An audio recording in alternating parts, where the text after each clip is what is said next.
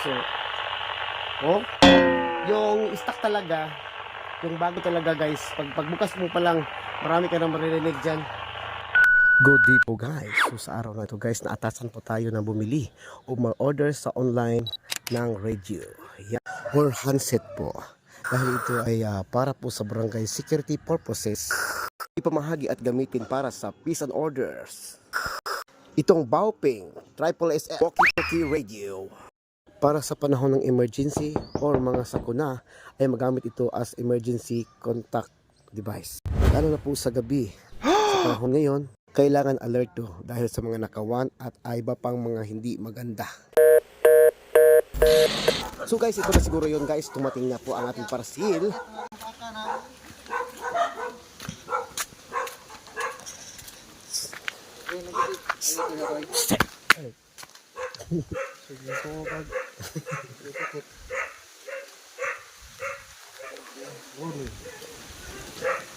$3,097. Okay.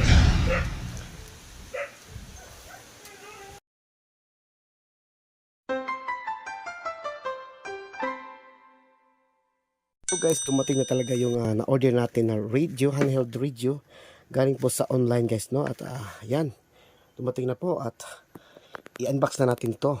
So guys, i-unbox na natin yung package. Ito ay walang iba kundi yung mga radio po. Mga radio, handheld radio na so, bakasin na natin. Ayan. Wag na pagsila. So guys, obviously, ayan, video talaga.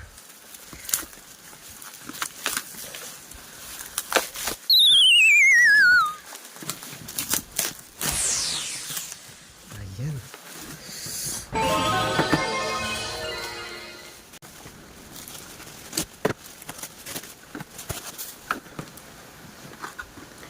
So, bukas tayo ng isa guys, parang naman makita talaga. Ayan. So, sa isang carton guys, no, dalawang unit guys, no, na Baofeng Triple 8S. Ayan. So guys, mag-try tayo ng isa guys, no. Yes, ito po yung unit niya, yung antenna niya. Ayan, at saka yung battery niya. So, ayan, so yeps. Power on. 15. Power on. 1, 2, 3, 4. Okay, yun. Tapos i-reprogram ko to guys para maiba naman yung frequency namin at hindi masapawan ng iba para for the best communication. So guys, i-reprogram ko na itong mga Baofeng Triple SS. Yan. Bakit namin i-reprogram ito? Dahil gusto namin walang interference galing sa ibang mga radio frequency at papasok dito. Parang maganda yung pag-uusap ba? Yes. Oh. Power on. 15. So, oh, yung stock talaga, yung bago talaga guys, pagbukas mo pa lang, marami ka nang maririnig dyan. Kasi yung dami kasi gumagamit na frequency na katulad nito, kaya't nga, i-reprogram natin. Ay, pumapasok na. So, mamaya guys, pagkatapos kong i-reprogram ito, once na i-post ko to, makontak ko yan, dahil yan ang frequency na nakahanda po. O, diba?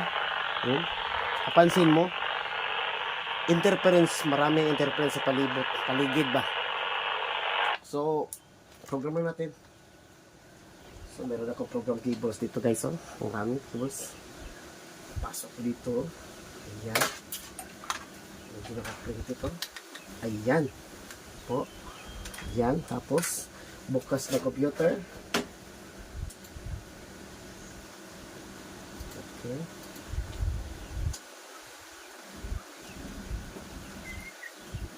Ayan. Tapos dito,